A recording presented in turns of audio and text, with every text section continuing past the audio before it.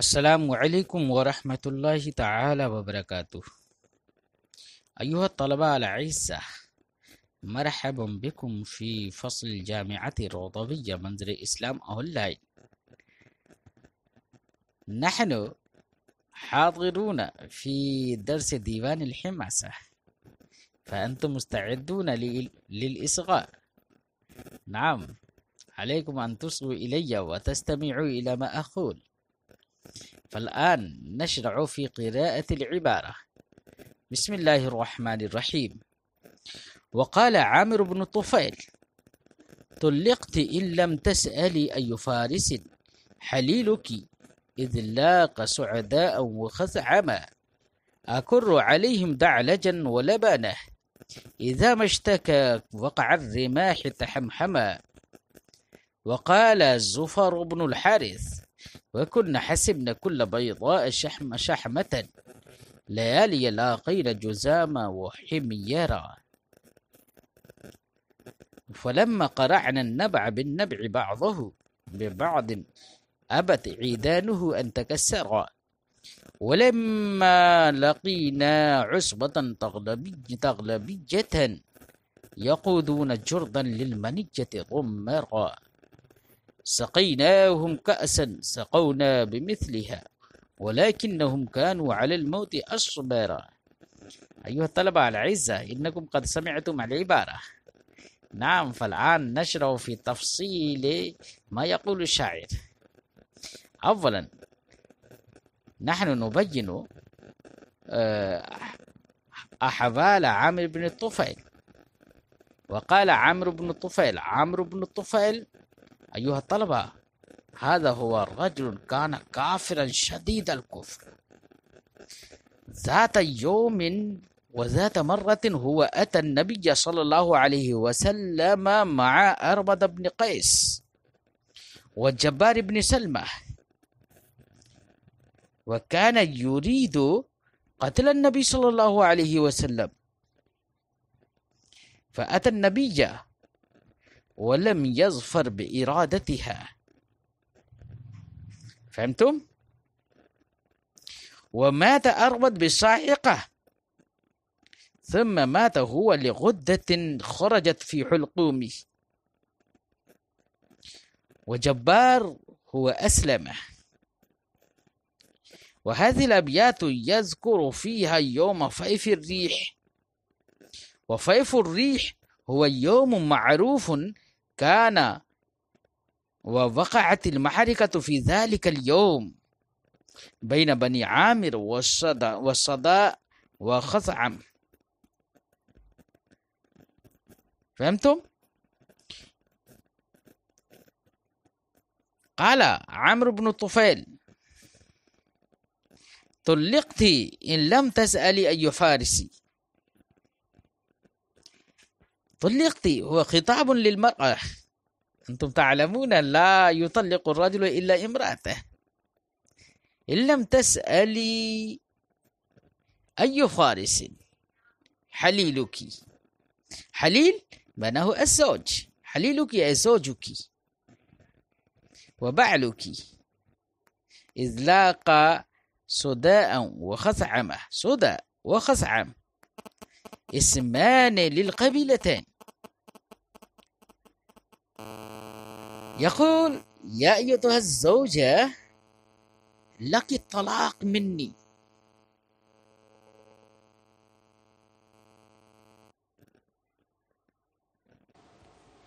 إن لم تسألي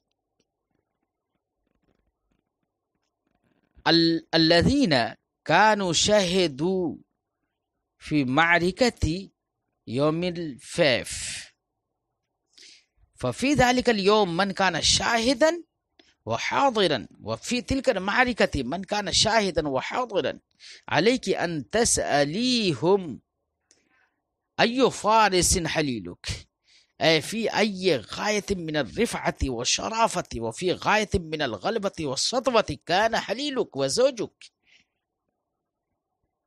إذ لاق سداء وخزعمة، حينما لاق حليلك سداء وخزعمة، أي هاتين الحيين. فهمتم؟ فلك الطلاق إن لم تسألي. ثم يبين ما له من الشأن والحال في تلك المعركة. يقول: أكر عليهم دعلجا ولبانة، إذا ما اشتكى وقع الرماح تحمحمه. كر على أي عطف على وهجم عليه عاطفا. دعلجا كجعفر اسم فرسي. ولبانة، لبانة صدر دعلج. نعم، فدعلج اسم فرس الشاعر، ولبانة صدر ذلك الفرس. فهمتوا؟ المقدم. إذا ما اشتكى وقع الرماح تحمحم.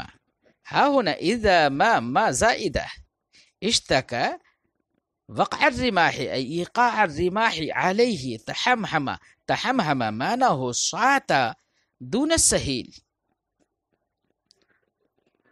والصهيل هو صوت الفرس. فهمتم؟ يقول: كان لي شأن عظيم في ذلك اليوم، حيث إنني هجمت عليهم هجمة عنيفة بدعلج وصدره، وكان ذلك الفرس لي في غاية من الجرأة والقوة وفي غاية من الصبر، حيث إذا اشتكى إيقاع الرماح عليه فهو تحمهم وتنفس. تحمهم تنفس وصعد دون الصهيل. فهمتم؟ يقال بالأردية: تجھے طلاق ہے میری بیوی اگر تو نے مارکے یوم فیف یا فیف ریح کے مارکہ کے حاضرین سے نہ پوچھا کہ تیرا شوہر کس قسم کا گھڑ سوار تھا، جبکہ اس نے سودا اور خثعم دونوں قبیلوں سے اس کی مد بھیڑ ہوئی، میں نے ان کے اوپر اپنا گھوڑا دعلج اور اس کے سینے کے ذریعے سے حملہ کر دیا۔ گھوڑا نہایت صبر کرنے والا تھا، جب اس پر نیزوں کے پڑنے کی اس سے شکایت ہوتی تحمحمہ تو سانسیں بھرتا اور چیختا نہیں۔ وقال زفر بن الحارث: وكنا حسبنا كل بيضاء شحمة ليالي لاقينا جزام وحميرة۔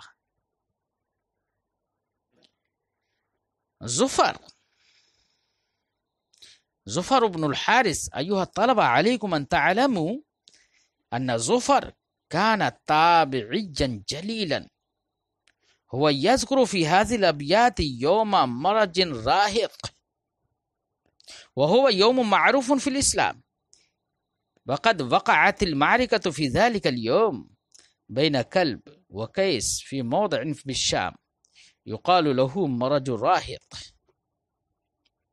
وكانت بنو كلب وسائر أحياء اليمن وقبائل اليمن وبنو تغلب بن وائل مع مروان بن الحكم، فقتل فيه ضحاك بن القيس الفهري وهرب زفر هذا، وكان ضحاك رأس قيس يومئذ، ففيه يقول زفر: كنا حسبنا كل بيضاء شحمة ليالي لاقينا الجزام وحميرة. حسبنا أي ظننا، كل بيضاء أي كل ما له بياض، شحمة الشحمة معنى واضح، وهو كناية عن الضعيف اللجن. فهمتم؟ فالمعنى يقول: إننا قد ظننا كل ما له بياض ضعيف ولينة، ليالي لاقينا فيها هاتين القبيلتين جزام وحميرة. يقال بالأردية ہم نے ہر سفید کو چربی سمجھ لیا ان راتوں جن میں ہماری مدبھیڑ جزام اور حمیر دونوں قبیلوں سے ہوئی تھی. ولما قرعنا النبع بالنبع بعضه ببعض أبت عيدانه أن تكسر. فلما قرعنا النبع، قرع يقرع قرعا، قرع النبع بالنبع حينما تعاركت النبعان. فلما قرعنا أي فلما تلاقينا وضربنا القسي بالقسي بعضها ببعض لم يتكسر عيدانها. كانت عيدان تلك القسي في غاية من الصلبة وفي غاية من الشدة، والحال أن الأمر كان شديدا، مع ذلك لم يتكسر عيدان تلك القسي.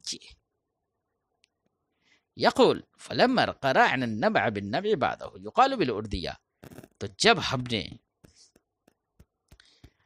ڈنڈوں سے ڈنڈے لڑائے، باس کو باس پر مارا، ابت عیدانہ ان تکسرا، تو ان ڈنڈوں کی لکڑیوں نے ٹوٹنے سے انکار کر دیا، یعنی بڑی مضبوط تھی، لاٹھیاں ٹوٹی نہیں. ولما لقينا عصبة تغلبية يقودون جردا للمنية ضمرا. لقينا أي لاقينا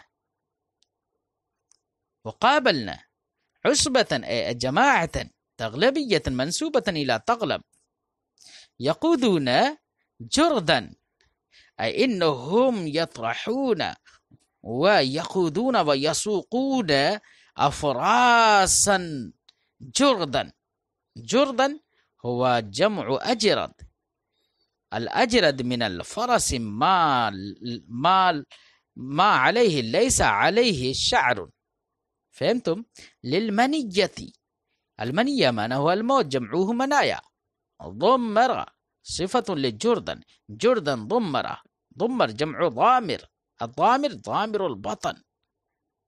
فالمعنى فلما لقينا عصبة تغلبية حينما قابلنا جماعة تغلبية، وتلك الجماعة كانت في غاية من الصبر والسلوان، وهم في غاية من الجرأة والشجاعة. يقودون جردا أي إنهم كانوا راكبين جردا ضمرا ضامر البطن، وهم يقودون ويسوقون تلك الأفراس الجردة إلى المنية حيث هم لم يخافوا للمنية، لم يخافوا من المنية.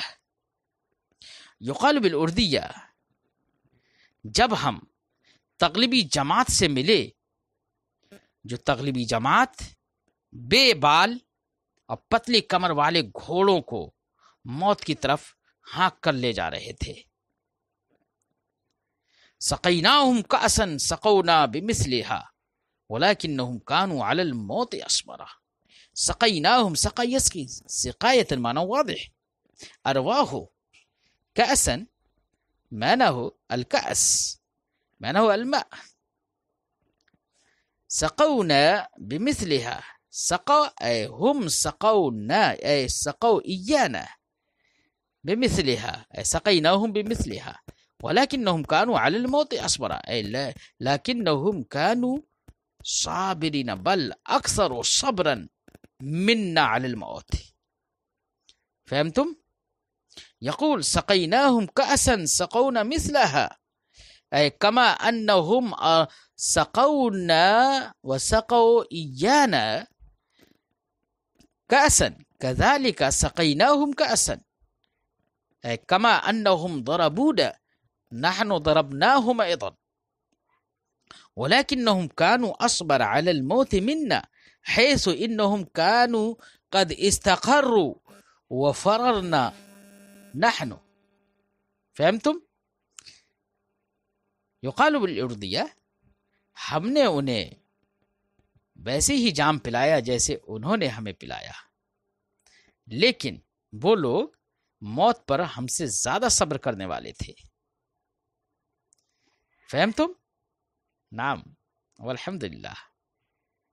فالآن ينتهي الدرس، نحن نلاقيكم فيما بعد إن شاء الله تعالى. السلام عليكم ورحمة الله تعالى وبركاته.